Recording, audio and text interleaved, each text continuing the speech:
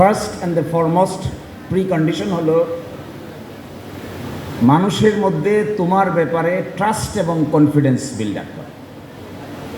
If you can develop your personality on the basis of trust and confidence of your inmates, only then gradually you will be a trustworthy person.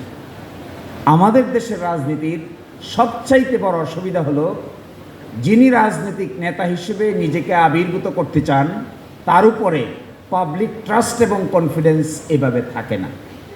তো যদি কেউ public trust এবং confidence grow করতে পারো তাহলে you will be a successful political leader.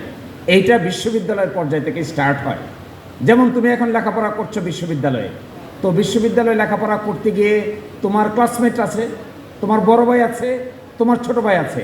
এবার দেখো তোমার বড় ভাইরা, তোমার ছোট ভাইরা, তোমার বোনেরা, তোমার নারী ক্লাসমেটরা, তোমার পুরুষ ক্লাসমেটরা তোমাকে বিশ্বাস করে কিনা, ট্রাস্ট করে কিনা, নিরাপদ আশ্রয়স্থল মনে করে কিনা, পার্সন অফ কমিটমেন্ট মনে করে কিনা, পার্সোনালিটি গ্রো করছে কিনা, ব্র্যান্ড ভ্যালুটা কীভাবে গ্রো করছে। একজনের কাছ থেকে টাকা নিলা কিন্তু টাকা আর ফেরত দেওয়ার নাম নাই, এর মানে কি এই লোকটা আজীবন তোমার মাথায় থাকবে যে আমার কাছ থেকে টাকা নিয়েছিল কিন্তু টাকাটা ফেরত দেয় নাই, সুযোগ মতো আসলেই তোমার বিরুদ্ধে ভোট দেবে।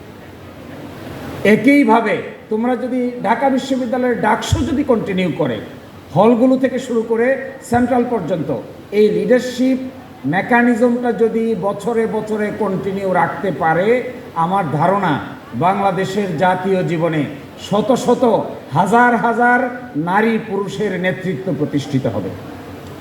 কিন্তু এটা যদি প্রতিষ্ঠিত করতে না রাখে, এটা যদি প্রসেসটা যদি বন্ধ করে দেয়, that would be difficult for general student to prove his leadership, to prove her leadership. তো আমি এক্সপেক্ট করব ঢাকা বিশ্ববিদ্যালয়ের কর্তৃপক্ষ in any circumstances, under any circumstances, পরিস্থিতি যাই হোক, এই বিশ্ববিদ্যালয়ে ছাত্রদের প্রতিনিধি নির্বাচনের ব্যবস্থাটা যেন সুন্দরভাবে প্রতি বছর চালু থাকে এই ব্যবস্থাটা।